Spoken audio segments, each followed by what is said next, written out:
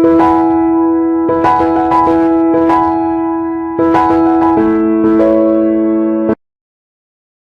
Students, आज के इस लेक्चर में हम OLS estimators beta 1 hat and beta 2 hat की वैल्यूज को फाइंड आउट करेंगे। तो इस वीडियो को देखने से पहले प्लीज आप मेरा फर्स्ट लेक्चर जो इकोनोमेट्रिक है बेसिक कंसेप्ट्स के ऊपर आप प्लीज वो जरूर देखिए, क्योंकि ये लेक्चर में जो भी हम बीटा 1 हैट और बीटा 2 हैट की वैल्यूज को फाइंड आउट करने जा रहे हैं उनको समझने के लिए बेसिक कंसेप्ट का समझ में आना बहुत जरूरी है। हमारे पास सबसे पहले हमने क्या था, deterministic SRF mean sample regression function. इसकी इक्वेशन हमारे पास क्या थी, y hat I is equal to beta 1 hat plus beta 2 hat xi। और नॉन डिटर्मिनिस्टिक में हमारे पास क्या था, yi is equal to beta 1 hat plus beta 2 hat xi plus mu i hat. अब देखिए हमने यहाँ पे भी सैंपल से ले रहे हैं और यहाँ पे भी सैंपल से ले रहे हैं, जबकि हमने यहाँ पे y के साथ yi के साथ हैट यूज किया और यहाँ पे yi के साथ हैट को यूज नहीं किया है। यहाँ पे भी सैंपल से है, यहाँ पे भी सैंपल से है, एक जगह हैट यूज कर रहे हैं और एक जगह हैट यूज नहीं कर रहे हैं। तो जब यहाँ पे लेते हैं तो एक्चुअल को कंपेयर करते हैं सैंपल की वैल्यू से, फिर हम रिजल्ट्स को फाइंड आउट करते हैं, जिसकी वजह से हमारी एरर फाइंड आउट होती है, क्योंकि कुछ ना कुछ जो है हमारी वैल्यू जो है फ्लक्चुएट करती है, डेविएट करती है फ्रॉम द एक्चुअल वैल्यू। तो इसलिए हम yi के साथ जो है हैट यूज नहीं करते और हमारी एरर टर्म आती है।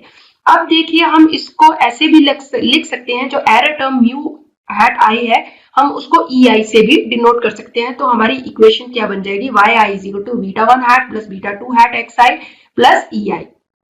या फिर हम इसको ऐसे भी लिख सकते हैं, yi is equal to y hat i plus ei। अब देखिए एंड जो हमारे पास ei, अगर ei एरर टर्म को फाइंड आउट करना हो तो हम कैसे कर सकते हैं, yi minus y hat i, और ei को y हैट i की जगह अब हम क्या पुट कर दें, फिर से beta 1 hat minus beta 2 hat xi, तो हमारा ei इस तरह से आ जाएगा। अब हम नेक्स्ट करेंगे। अब देखिए हमारे पास ऑब्जेक्टिव की बात करें तो ऑब्जेक्टिव क्या है OLS का, OLS का जो ऑब्जेक्टिव है वो है to minimise the sum of squares of error term to find the value of beta 1 hat and beta 2 hat. अब देखिए किसको मिनिमाइज करना, एरर टर्म के सम के स्क्वायर को। तो एरर टर्म को हम किससे डिनोट कर रहे थे, एरर टर्म को हम e से डिनोट कर रहे थे। अब e से जब एरर टर्म को डिनोट कर रहे थे तो यहाँ पे किसको करना है, सिग्मा ei स्क्वायर को मिनिमाइज करना है। अब देखिए इसको हम जो सिग्मा ei स्क्वायर है उसको किसके इक्वल पुट कर दे, w के। तो हमारे पास w किसके इक्वल हो जाएगा, sigma yi minus beta 1 hat minus beta 2 hat xi का होल स्क्वायर। अब हम बीटा 1 हैट जो डेल w है उसको डिफरेंशिएट करेंगे विद रिस्पेक्ट टू बीटा 1, तो हमारे पास क्या आ जाएगा, 2 sigma yi minus beta 1 hat minus beta 2 hat xi minus 1। अब देखिए ब्रैकेट को ओपन करें तो हमारे पास क्या रह जाएगा, माइनस 2 सिग्मा yi। अब हमारे पास जो बीटा 1 है, बीटा 1 हैट सिंगल वैल्यू है, तो इसकी जो सम होता है वो n टाइम कांस्टेंट होता है, तो इसको हम कैसे लिख सकते हैं, n beta 1 hat minus beta 2 hat sigma xi। ये हमारी आ गई इक्वेशन। अब जो हमारे पास डेल w बीटा 1 हैट को हम इक्वल टू 0 पुट कर दे तो हमारे पास क्या इक्वेशन बन जाएगी, इक्वेशन रह जाएगी yi minus n beta 1 hat minus beta 2 hat sigma xi is equal to 0। अब हमारे पास जो ये इक्वेशन आई है इसको हम सारी की सारी इक्वेशन को अगर मैं किससे डिवाइड कर दूं, n से डिवाइड कर दूं, तो मेरे पास क्या आ जाएगा, sigma yi divided by n minus n beta 1 hat divided by n minus beta 2 hat sigma xi upon n। अब हमारे पास में जो इक्वल टू 0, अब मैंने क्या किया, जो सिग्मा yi अपॉन n है वो इस साइड ले आई और बाकी जो टर्म्स थी वहीं पे रहने दी, n beta 1 hat divided by n minus beta hat 2 sigma xi upon n। अब मेरा n से n कट गया, यहाँ पे सिग्मा yi अपॉन n को मैं किस तरह से लिख सकती हूँ, बाई बार लिख सकती हूँ, इज इक्वल टू यहाँ पे n से n कट गया तो मेरे पास क्या बचा, beta hat 1 minus beta hat 2 sigma x i upon n को हम क्या लिख सकते हैं, एक्स बार लिख सकते हैं। तो अब हमारे पास जो है, अगर मुझे बीटा वन हैट की वैल्यू को फाइंड आउट करना तो मैं बीटा वन हैट को इस साइड ले आई तो मेरे पास क्या बचा, Y bar minus beta hat 2 x बार। अब मेरे पास ये किसकी वैल्यू आ गई, बीटा वन हैट की वैल्यू आ गई। इसी तरह से हम बीटा टू हैट की वैल्यू को फाइंड आउट करेंगे। अब मेरे को किसकी वैल्यू फाइंड आउट करनी है, बीटा हैट 2 की। तो मैं इसलिए डेल डब्ल्यू को किसके रिस्पेक्ट में, बीटा हैट 2 के रिस्पेक्ट में डिफरेंशिएट करूंगी। तो मेरे पास डिफरेंशिएट करके क्या आएगा, 2 sigma y i minus beta one hat minus beta two hat x i minus x i. अब मैं ब्रैकेट को ओपन करूं तो मेरे पास क्या आ जाएगा, -2 sigma y i x i minus beta one hat sigma x i minus beta two hat sigma x i का स्क्वायर। अब मैं बीटा हैट जो W with respect to beta 2 को इक्वल टू 0 पुट कर दू इस इक्वेशन को। तो अब मेरे पास क्या आ जाएगा, मेरे पास जो बचेगा वो बचेगा sigma y i x i minus beta one hat sigma x i minus beta two hat sigma x i का स्क्वायर इज इक्वल टू 0। ये आ गया। अब मैं क्या करूंगी, वाई आई एक्स आई को मैं इस साइड ले आऊं तो sigma y i x i is equal to क्या रह जाएगा, beta hat 1 sigma x i minus beta hat 2 sigma x i का स्क्वायर। अब बीटा हैट 1 की वैल्यू जो है वो सब्स्टिट्यूट कर देते हैं। बीटा वन हैट की हमारे पास वैल्यू गिवन थी। अब मेरे पास जो है वैल्यू कितनी है, बीटा हैट 1 की हमने फाइंड आउट की थी, beta one hat is equal to y bar minus beta hat 2 x bar. तो मैंने इसकी जगह ये वैल्यू पुट कर देती हूँ, y i minus y i sigma y i x i is equal to beta one hat की जगह y bar minus beta two hat x बार।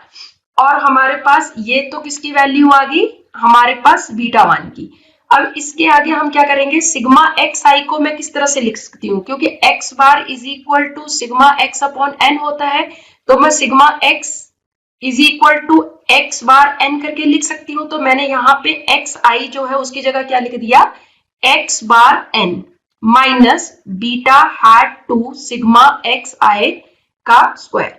अब देखिए इसके बाद आगे चले हम, तो अब हम क्या करते हैं, एन एक्स बार को हम अगर ब्रैकेट ओपन करें तो हमारे पास क्या बच जाएगा, sigma y i x i is equal to y bar n y bar x bar minus beta hat 2 x bar का square n minus beta hat 2 sigma x i का स्क्वायर। अब इतना बच जाएगा। अब हमारे पास मैं n x bar y bar को इस साइड ले आऊं तो क्या हो जाएगा, y i x i minus n x bar y bar, ये n y bar x bar को जो था मैंने क्या लिख दिया, n x bar y bar is equal to, उस साइड मेरे पास क्या बच जाएगा, beta two hat x bar square n minus beta hat 2 sigma x i का स्क्वायर। अब हम नेक्स्ट स्टेप में क्या करेंगे, नेक्स्ट स्टेप में हम करते हैं y i x i minus n x bar y bar is equal to beta hat 2 को मैं कॉमन ले लूं तो मेरे पास अंदर क्या बचेगा, सिग्मा एक्स आई का स्क्वायर माइनस एक्स बार का स्क्वायर एन, ये बच जाएगा मेरे पास कॉमन। अब हम नेक्स्ट स्टेप में क्या करेंगे, बीटा हैट 2 को मैं इस साइड ले आऊं।